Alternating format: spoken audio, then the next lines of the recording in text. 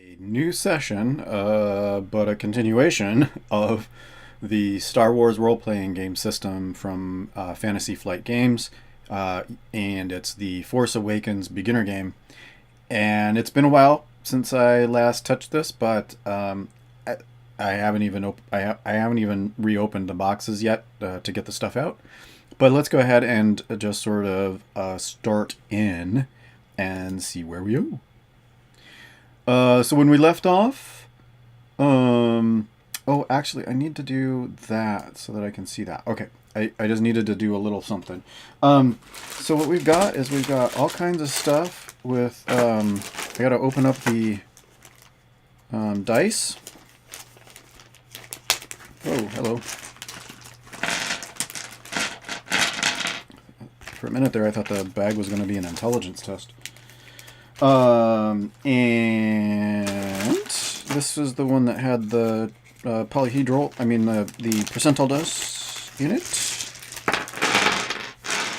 Okay, so those are the dice.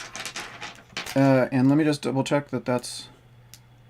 For some reason, why? Oh, because I didn't have the other desk on. Okay, so anyhow, I thought I was in that view, but I have desk on there twice because I got the small one and the big one. Anyhow, so again, these are the... so it's going to be right about there is where so I have to do the dice in here. Okay, just double checking spacing because I reset up all the camera and everything. Okay, so let's go ahead and put those to the side for the minute. For the moment. The minute. This minute. Right now. And let's open up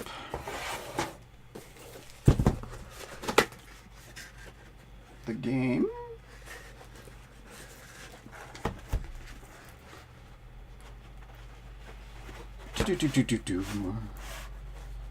Character folios.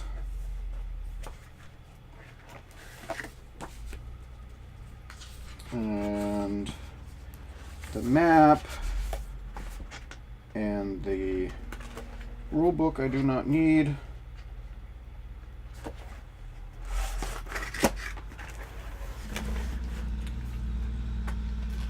Okay. Yeah, let's tilt that there. Okay, and the map had the book in it, I think. Yeah, okay.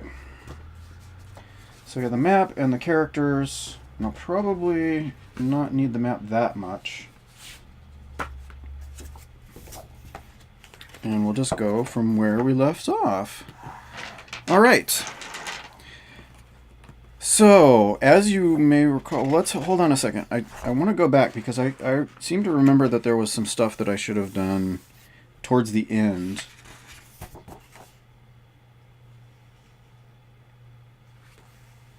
Of Encounter 2.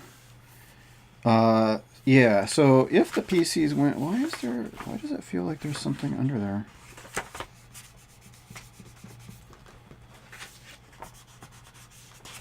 Huh, weird. It's like there was a piece of something right there. What is that? Oh, there's a bump on the thing. That's why. I got... Probably for me going in and out of the box so many times. Okay, sorry about that. But anyhow, I think I read this, but just as a reminder for myself mainly, because I haven't played this in a little while. The PCs won the Encounter 3. They basically decimated the Struss clan. Or is it Struss? It's probably Struss clan. And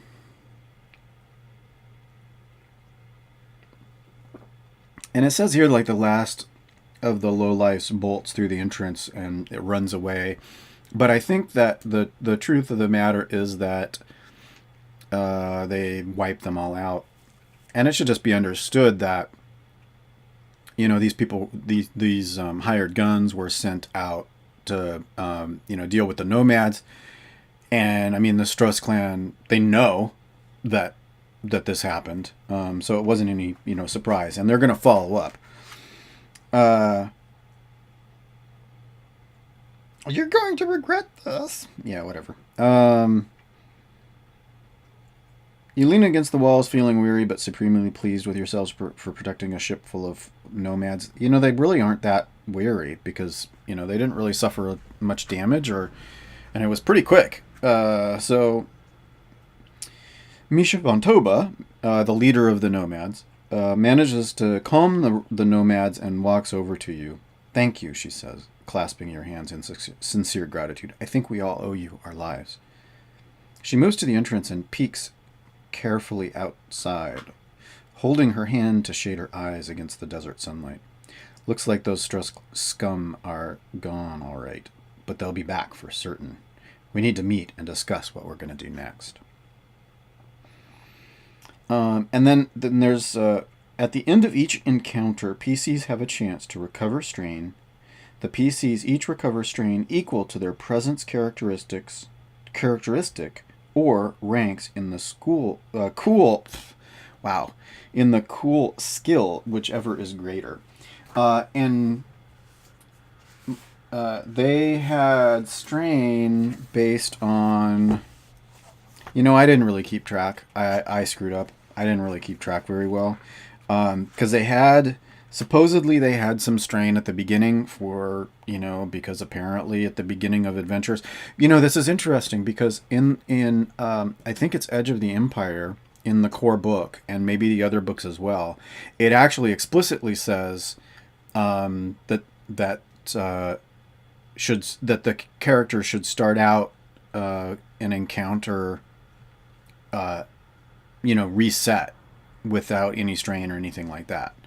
And yet in the beginner games, apparently for whatever reason, they think that it helps balance the game out if the PCs start with strain already, like 2 strain, because the stuff that happened before we even started playing was so stressful that you needed some strain. That's kind of weird.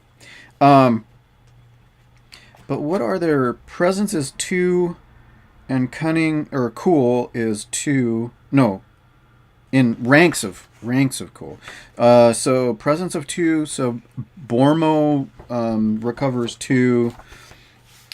Tyrus recovers 2. Marley recovers 2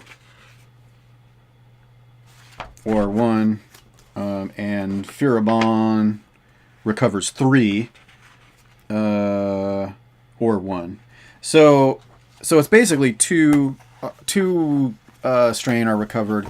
And I can't quite recall. I think I actually, one of the characters did take on some strain to do an extra maneuver. I think that was Bormo at the very end when he rushed. But I'm gonna go ahead and just say this is basically the end of that sequence of events, and it's the end of that play session. So we're just gonna start out. Technically, I think since it's the new session, we'd probably be rolling for the Destiny pool again, but that hasn't been introduced into the game yet in the beginner set. So we're going to go ahead and go into Encounter 3. And so we're going to start, and it's Encounter 3 is making plans. In this encounter, the PCs need to convince the ship of nomads that the best thing to do is to locate this secret and secure vault. This is a weird reference. It should be thus secret and secure vault, because it's a new chapter, and so that's a reference that doesn't really exist yet. To do so, they must organize the nomads to help with the search. I'm not convinced that that's necessarily true, but okay. To do so, they must also convince the nomads not to retreat from the Starlight Wanderer and flee into the deserts of Jakku. To simplify this encounter, the PCs do not need to convince each nomad on the ship. Instead, they have to convince 2 specific individuals. Misha von Toba is the leader of the nomads. She wants to do what is best for her people, is generally level-headed, and trusts the PCs. The other individual is Jack's tyranny, who is a popular trader among the nomads. He is frightened of the Struss clan and wants to flee the ship, and distrusts and dislikes the PCs.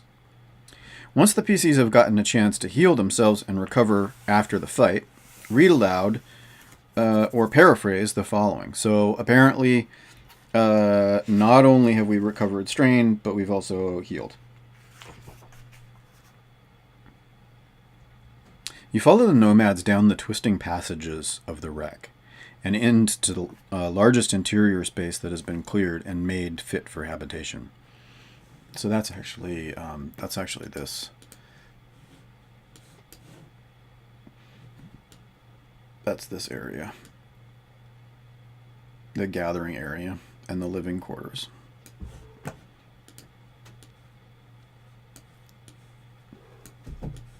So let's go ahead and move these guys. Hey, you guys, stop it. Stop. Be nice.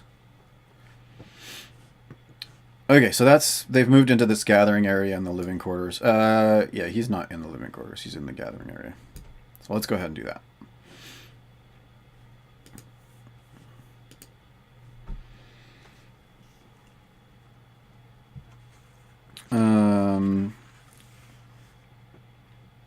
The former, made fit for habitation, the former common room in the center of the ship. All of the nomads are here, and as you look around, you see many frightened faces. Misha steps in front of the crowd, raising her hands for quiet. Everyone, the Struss clan will eventually return, so we need to make a decision about what we do next, and do it quickly. What's there to decide? Jack's tyranny pushes to the front of the crowd. You've met the merchant before, and he has always seemed more concerned with making money than helping others. When did we meet the merchant before?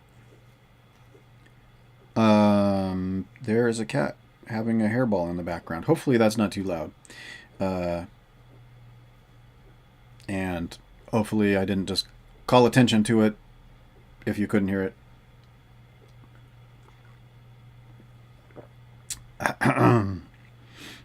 Anyhow, you've apparently we've met the merchant before, and he has always seemed more concerned with making money than helping others. Now he looks terrified. We need to get out of here right now, or we're all going to die.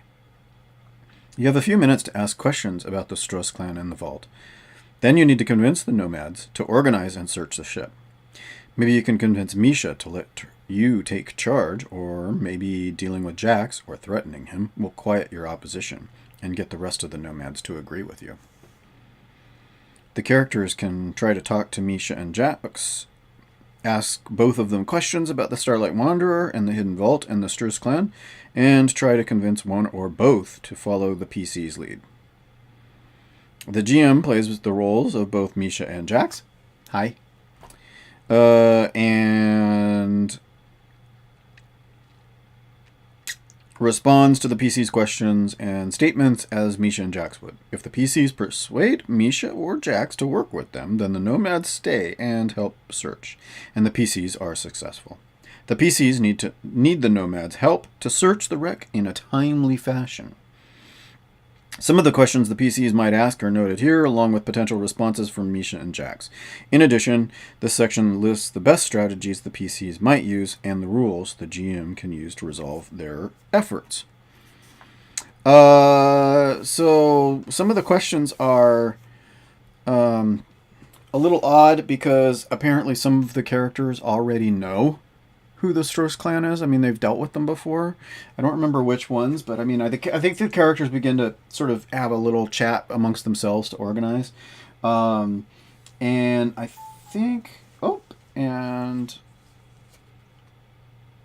I'm thinking, I'm not sure which. I think,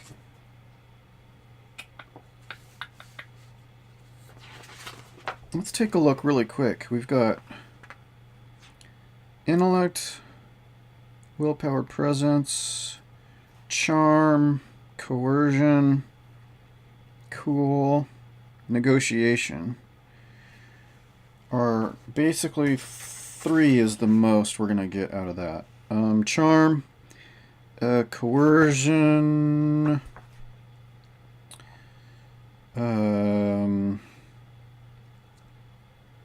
negotiation. Not so great. Marley is not so great at that. How about Tyrus? What do we got with Tyrus? Tyrus, coercion is low. Deception is pretty high. Perception is high, but negotiation is not great. Charm is not great.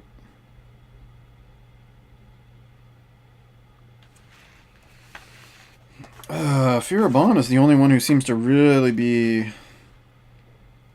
knowledge, leadership, negotiation, charm. Yeah, it's looking bad. They basically everybody except for Firabon.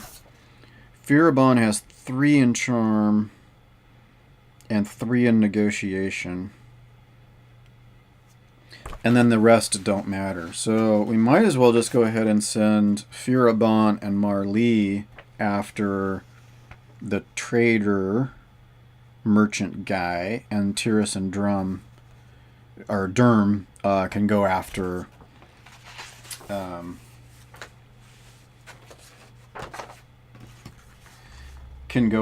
the Misha. I think they can probably. My guess is that, the PCs, when they're sort of hanging out, the backstory is explained that they really did. Several of them have run into the Struz clan, and so I think they really kind of know that they're just awful people, and they're trying to. Maybe the one person that on the PC team that needs to be convinced is Marley, who's just basically here as transportation, as the driver, and the rest were actually here to help the nomads for one reason or another. Previous relationships with Misha.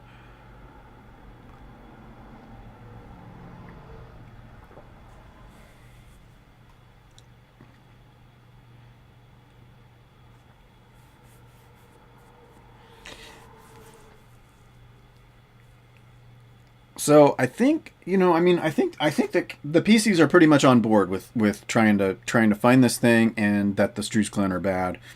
They might separate out and ask the group that's with Misha, maybe ask if what they know about.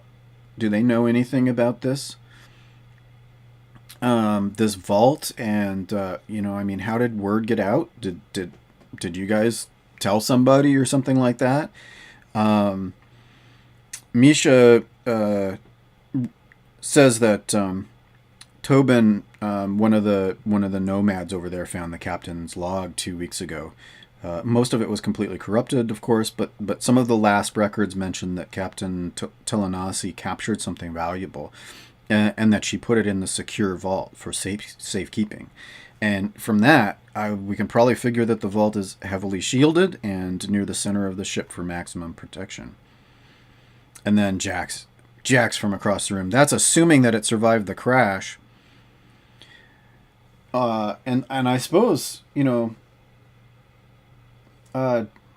or, one of the other PCs sort of, but how did word get out? Did you guys ask anybody? Did you contact anybody else other than us? Who did you talk to? Misha glares at Jax and says, "Some of us have a big mouth and can't help bragging to every wandering moisture farmer who happens by." Jax looks defensive. "Hey, there are dozens of people here. It could have been anyone."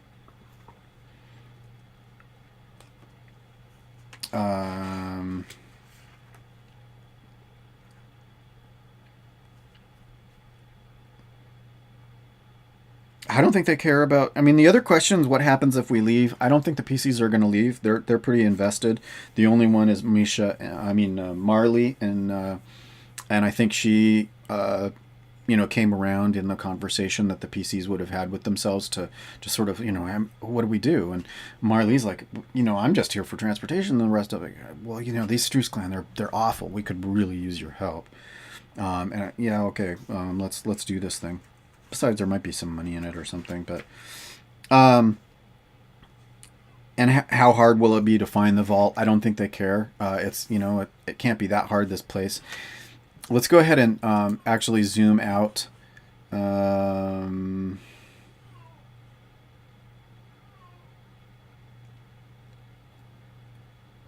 Let's do 50 and 50.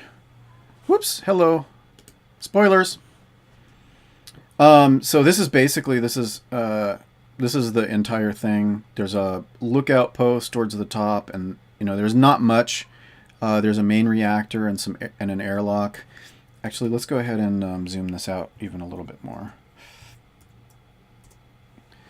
So this is the extent of it. This is the whole place. Let's go ahead and move these guys out a little bit. But so this is the whatever the name of the quad jumper, Marley's quad jumper. So that's the quad jumper, and then this is the wreck. There's a turbo laser here, main reactor here, airlock, and I'm circling it with my pointer, and you can't even see that. So there's a main airlock right here, and then the main reactor. The gathering area and lodgings are here. Marley's Strider, or whatever the hell it is, the thing is there. There's a turbo laser here, and then there's a lookout post here and a generator here. So those are the areas that we're probably going to be searching in. There's a section here about opposed checks. So dealing with Misha, Jackson, Misha requires an opposed check, a check in which the skill of one character is pitted against the skill of another.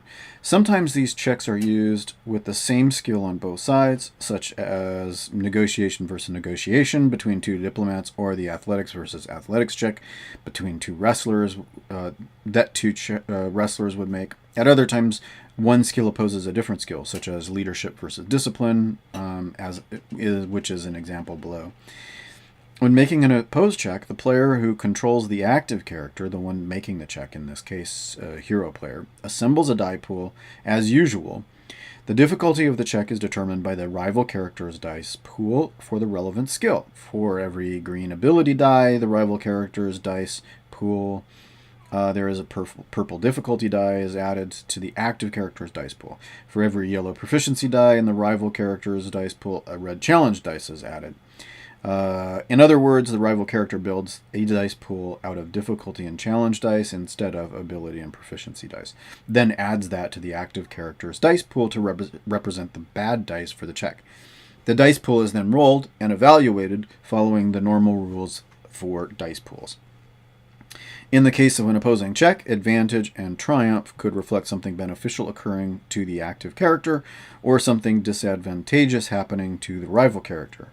Likewise, threat and despair symbols could reflect something bad happening to the active character or something good happening to the rival character at the GM's discretion. I don't think they give a whole, I don't think they give a whole bantha's ass about Jax, to coin a term. He's a hater, and haters can suck rocks as far as I'm concerned. So I think they'll try to convince Misha that we need to just, let's form a search party, and then, if they'll also then try to motivate everyone else. So let's do that. Let's try to win against Misha. We need to search this vault. Let's form a search party and just go over the wreck and try to convince her that it's the right thing to do. And then I'll also might as well just do another check for the heck of it. And that's going to be that the PCs are going to check against... well, it says it's Misha's cool anyway there. Let's just do that. So we need to form a... the PCs are going to... we're here for a purpose. We need to find this vault so we know what's in it. And then we've got more information, and then we're gonna stick around in case the Struce clan comes back. So we might as well do something useful and try and find more information about this thing. And we'll also investigate, the laser turret, and try and get that up and running as well. So we're gonna send anybody who's got a mechanics. Marley, mechanics. So Derm has actually four ability dice in mechanics. So we're gonna send him to try and do the. Hey! What? Shush. So when we get to it, we'll send him to do that. But let's go ahead and try and do an opposed leadership check. I'm guessing Fira has leadership, does she? Yeah, she's got 1 rank, so she's got a proficiency and 2 ability. And that should be the best that we've got. Mars, stop it. Yeah.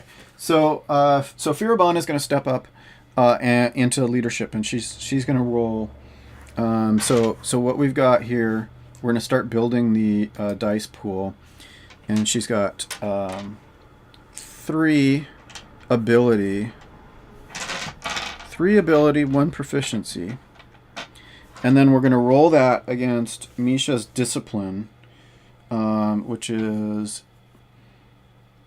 going to be 1 difficulty and 1 challenge.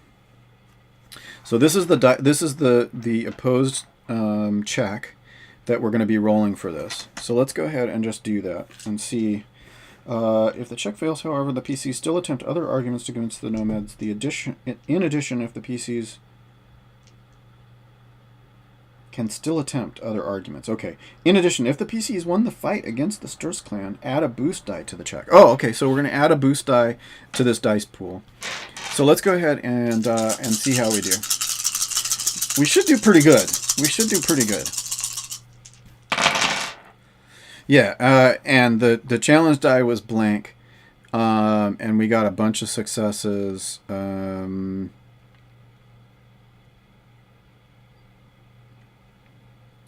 And 2 advantage, and what is that? That's 5 successes, 5 successes and 2 advantages. I mean, so that's just like insanely successful. I think everybody is charged up to take care of this thing. Search parties are going to really actively feel like they're contributing to their safety. And Misha is like, oh, I'm so glad there's somebody who knows what they're doing is here to take charge, and so we're gonna do that. We're gonna send Derm to take a look at the blaster turret, and the rest of us are gonna search. And honestly, I think even even if we were to roll against Jack's discipline was 1 challenge. So I mean, it seems like that I think he's even convinced. There's no triumph, but there were the advantages. And I think what the advantage is, what that's going to mean is that they've actually gotten they've in the future. I think Jax is really coming around to this group. That's my feeling. And so what we're going to go ahead and do is.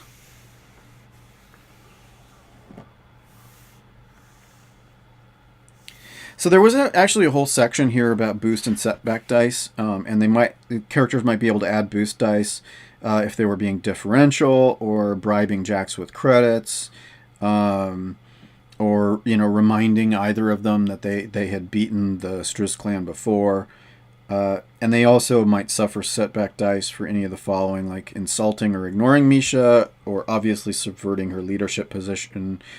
Threatening Jax's livelihood, or having been defeated by the Sturz clan.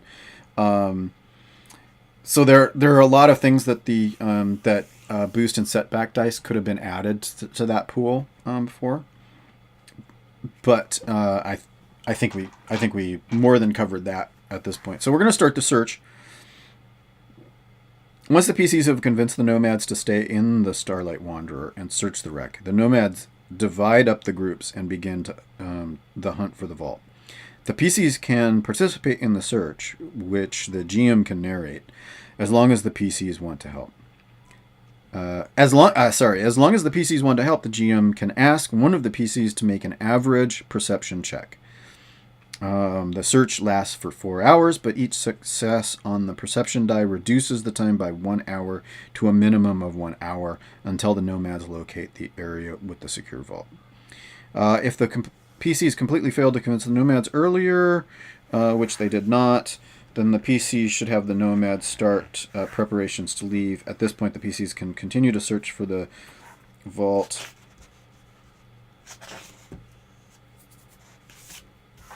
It's weird how you can feel little bits of dirt and stuff underneath pages, between pages and stuff. That's what I was doing. I was just hunting down which page the piece of grit was on.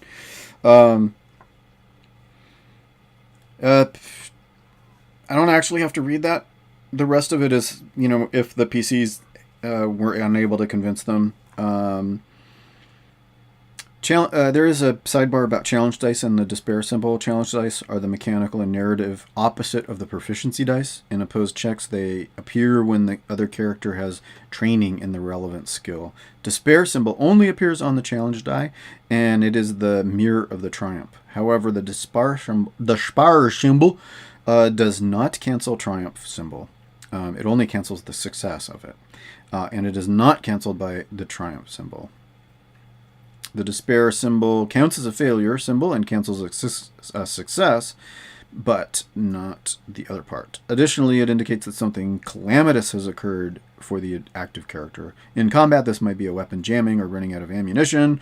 In this case, the despair symbol on a check means that the small group of nomads gets tired of arguing and leaves, increasing the time it takes to search the wreck by 1 hour. Because they're douchebags. Whiny bastards. Somewhere, yeah, I got a bunch of grit. It's probably kitty dirt is what it is. Okay, so we're going to do average perception check. So Derm is not going to be the one to do it. So we've got perception of 2. Perception of 2. Perception of 1. Perception.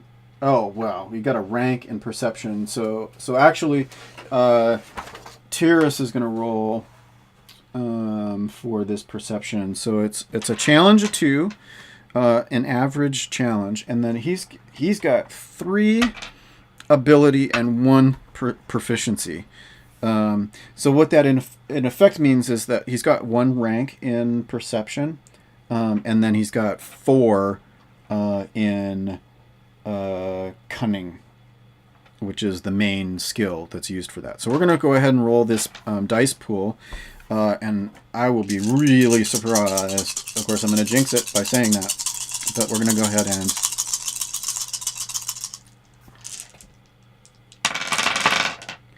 Oh my gosh.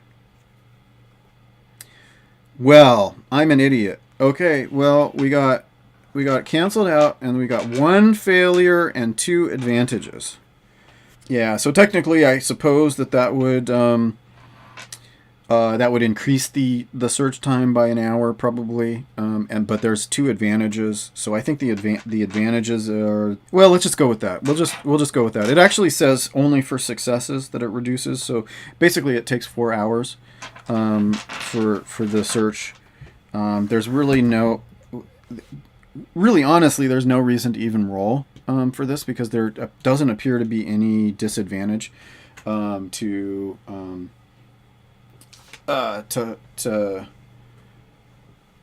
having the search take longer, although it may later on as we get the Struce clan back. So we're going to go ahead and it takes 4 hours for them to search, and they actually find it, and then we'll move on to the next encounter as we look farther into. So it's Tyrus, and he manages to lead the